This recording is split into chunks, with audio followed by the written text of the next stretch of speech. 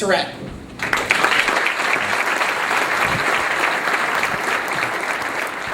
Wow, this is not intimidating at all. Thanks for being here. What Matt was talking about is I do really stupid stuff often. So I was at a party at Sundance for the Sundance Festival in New York, and there's people like, Glenn Close there, Robert Redford obviously, all these big actors. And we had a table, then they all started looking at me. I'm like, awesome, they're looking at me. Then I really figured out quickly they were not looking at me. I turned around and there was Bill Clinton. The only thing that came to my mind was, what's up? So his Secret Service just kind of shook his head and he was very gracious. So I drew the short straw, right? So I get to go first. What that really means is that I get to use all the TED jokes and all the other speakers are now furiously rewriting their talks. Good luck. So that being said, I was so stoked when my assistant told me I was asked to speak about this movie. Is it up there? I think Seth MacFarlane is a genius. But she quickly told me I was talking at a TEDx event. So my name is Syrett, and I am the director of the North Carolina Film Office. I'm here to discuss with you today about film production, and more specifically, how North Carolina is once again becoming successful in this industry and the steps we've taken to be an industry leader. But first I want to talk to you about knowledge. Prior to coming to North Carolina, I was a Utah Film Commissioner where we did successful projects like the High School Musical franchise. For those of you with kids, I apologize. But it is the most successful cable movie franchise ever produced. We also did films like Mission Impossible 2. And so film commissioners, among other things, were marketers. It is our job to shape the image of the state to the motion picture industry. But more importantly, I believe it is our job to change the behavior of producers of content. Film commissioners mainly are film fixers. I believe that's an important marketing function. So just by nature of our job, we're in a constant stage of conflict. And I don't mean that in a bad sense. I think conflict, when constructive, is a positive thing. So about 9 years ago, North Carolina was seeing a metamorphosis in its industry. The whole movie industry had changed. It was turned upside down. The behaviors were totally changed. And North Carolina saw its market share disappear, gone. So there was a committee that was put together to figure this out. And they invited me to come talk to them about the North Carolina film industry and what was going on. They kept telling me that North Carolina was third in the nation in film production. And then they started talking about the movie Cold Mountain. Cold Mountain, obviously, is an epic story about love and struggle set against the beautiful Appalachian Mountains in North Carolina that's shot entirely in Romania. Right. That's what we deal with. Same thing happened with Chicago. It's shot in Toronto. Like I said, the industry had changed. So this committee, their main goal was to make North Carolina once again a top place as a destination location for motion pictures. So I knew right then, if I chose to come to North Carolina, I would be successful because this organization, they said yes. Yes, we want to be number one again in this industry. So I started asking myself, well, if North Carolina was third in the nation before, what happened? So I started looking back at North Carolina film's history. Not being from here, I started studying it very closely, and I found out that North Carolina had already had all the stuff to be successful in place. There was and is an infrastructure.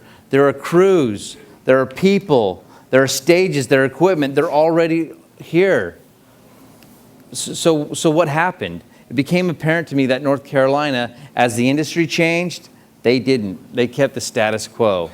Additionally, you had fractured relationships all across the state. You had people constantly quarreling and not getting along, tripping over each other, constantly telling each other no. Now, if we can't get along internally, how do we expect people from the outside to come in and get along? We can't. It'll be ridiculous. I had a choice. I could, one, work with these people or to ignore them and just not bother with them. But that would have created animosity, I believe. And these people, they had a knowledge. They possessed a knowledge that I didn't have because simply I wasn't here. And additionally, they had great ideas. They had ideas that would propel the industry forward. And by ignoring them, I would create animosity, which would create bad conflict. And remember, I believe conflict is a good thing when used in a positive way. These people just needed an avenue to put those ideas through. They needed a positive energy to put those through. Instead of quarreling all the time, they just needed an opportunity to say yes. Next, I want to talk to you about belief. I want to talk to you about belief. I personally believe that we don't often believe in ourselves or the organizations we represent. I feel sometimes that we forget who we are. And when I came to North Carolina, that's what I found. North Carolina Film didn't know who it was, didn't know who it wanted to be. They were still, marketing themselves as a destination location. This was the brand up until 2007. They saw themselves primarily as just a destination location. So I started looking at North Carolina, and what I found is what North Carolina was and what North Carolina is. North Carolina is a film industry. No longer did the motion picture industry in Hollywood and globally, no longer did they only want a place to shoot pretty pictures. They wanted partners. They needed vertical integration, and there were jurisdictions all over the world ready to do that, ready to offer that. So we started defining who we are. And once we decided who we are, with that knowledge, we started building a brand. And we started living that brand, knowing that brand, and then we started communicating that brand, and people started to respond. Our brand isn't just a bunch of pretty colors, a hip logo, and a cool statement. Our brand had to be more. It had to be something. It had to have a backbone. We had to be the kind of organization that does what it says it will do. That had to be the basis of our brand. We had to have integrity. When people interacted with Film NC, they had to know it. They had to know when they read the incentives, the crews, the locations, relax. They had to know that we believe that we care about it, and we want their experience to be a good experience when they come to North Carolina, because we want them back, because they tend to drop a lot of cash. And we want to support a creative industry in North Carolina. So next, if we don't do that, we have failed. We've totally failed. We can all go home. But next, I want to talk to you about the conflict of getting a yes. So when I come to you, any of you, and ask you to blow up your house, please just say yes. I promise. It'll be easier on me. It'll be easier on the production. It's easy to say no, right? That's the easiest thing to do, is to say no. And because once you say no, it's over with. It is done. You no longer have to deal with it. You can go back to watching football. But when a production comes to you and tells you what they're about to do, I guarantee you the no flows easily from your lips. Believe me, I deal with this every single day, and I want to say no every single day, but I can't. It is my job to get the yes. We put a brand in place to change behaviors, and we need to keep those behaviors in place. So, for example, remember this number. There are 12,712 bridges in North Carolina that are operated by the Department of Transportation. To me, that means there are 12,712 things that I can blow up in North Carolina. That is why I got in this business, to blow stuff up, if you haven't noticed. It's fun. But anyway, we have a production currently shooting in North Carolina. They needed a steam engine, a locomotive. A working steam engine locomotive is a hard thing to find that's available. And so we set out looking for that. The production found one in South Carolina that really worked well. The time period was right. They could dress it. And the next task was getting it from South Carolina, wherever that is. We'll just say it's over here for now. South Carolina to North Carolina, right? So we couldn't obviously shove that thing full of coal, put it on the tracks, and move it down to North Carolina at the location, because one, it would have been too logical, and two, it would have been too easy. So what we had to do, after we found a pretty steam engine, we had to the production was required to use a crane and put that crane on the back of a truck. This locomotive is 200 tons. I don't know how much that truck weighed. By doing that, we had to travel over the road. Remember that number, 12,712 bridges. The probability was high that truck was going to go over 1 or 20 or 30 of those bridges. And by doing this, it required a heavy load permit, which is standard for any heavy load. But it also, for every bridge that train and truck were going to go over, required a detailed engineering analysis. I don't know what that means. It sounds complicated. So we got this Monday afternoon, right? We submitted the paperwork Monday afternoon to the Department of Transportation. We needed the locomotive in North Carolina by Friday. Tuesday, the Department of Transportation comes back to us and says, no, you can't do it.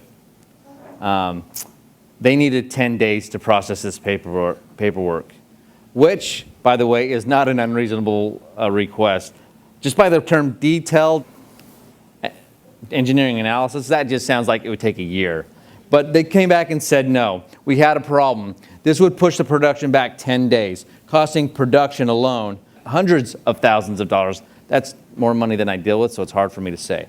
And it would cause some unintended consequences. They wouldn't meet their air dates, which would cost $1 million in revenue and mess up their schedule. So on one hand, I had a producer who had a cost to do his job in a time frame. On the other hand, I had a state agency who was great to work with, by the way. They felt they had a time frame. We had a conflict. We had to get this done. So we got the parties together. We started talking. The conflict stayed good. They both gave a little bit. You know, the production was able to push a day. It gave the Department of Transportation a little bit longer to do those detailed, I don't know what it is, very hard reports. And we're able to do it. And we got the yes. We worked through the conflict, and everything was okay. That's one thing. So when TEDx, or Matt, I'm going to call him TEDx because I think he is Ted, pretty sure, called and wanted the title of my talk, I had no idea what it would be. You know, something like The Conflict Within, or even better, North Carolina, the Final Conflict. These epic titles, right? But I was dealing with, at this time, I was dealing with the biggest crisis of my career. I know you're looking at me and it's like, dude, you're 12 years old. I'm a little bit older than 12. But to date, it's been the biggest crisis of my year. And I was dealing with one of the terms we were dealing with was this term of a rough cut. And my poor assistant, she kept coming to me and saying, TEDx really needs the title of your talk. And I just kept pushing her off. Finally, she cornered me, said, Matt has a deadline. He needs it. So I just threw out rough cut. Use rough cut. Not even know what I was going to speak about yet. Don't do that. So the rough cut is the first stage in which the film begins to resemble its final product. Rough cuts do not flow well and still undergo many changes before the release of the film. I believe that's the space we're always in. We're always in a stage of rough cut. It's an important stage. It's about evolving. It's about getting to that yes. Like a film, they're in a rough cut stage. They're in a conflict, but eventually they're going to get to that yes, right? same with us. We have to evolve. We have to be willing to change. We have to get to that yes. When I was going to take this job in North Carolina, I knew that we were in a phase of a rough cut. I realized the conflicts that came with this job, but I felt strongly about North Carolina. I felt North Carolina could be really successful once again. But unfortunately, North Carolina was on a downward trend. The movie industry was going away. What we had to do to turn the tables of this industry, to start getting movies like Hunger Games and Iron Man 3 and award-winning TV shows like Homeland, I had to build a team. I had to put a strong team together. I have a strong staff. I have strong industry partnerships. I've got strong governmental agencies and strong community partnerships that back us. And by doing that, I had to set a lofty goal. And my goal was to get North Carolina on an upward trend. I wanted North Carolina in 5 years to be at the prominence it was in the late 80s to the mid 90s. To do that, we had to work together. Working alone, I would have failed. If I had done this by myself, I would have failed. But together, with success, we were able to build North Carolina to back where it was. In 2008, we were spending $92 million, the production industry, $92 million. Today, we are spending $312 million as October 13th has been spent in North Carolina. That's the largest number that's ever been spent in North Carolina. If you equate that out to jobs, in 2008, there were 9,000 jobs. Today, there's 27,000 jobs. I brought one note. I wanted to get this straight before I leave you today. We work in a creative industry that is constantly growing and evolving and feeding off each other's talents. And if we don't realize that and grow and evolve with it, we could lose our position in this industry. We could stay in our own state of conflict, and we could lose our opportunity to get a yes. I want to thank you for your time today and have a great conference. Thank you.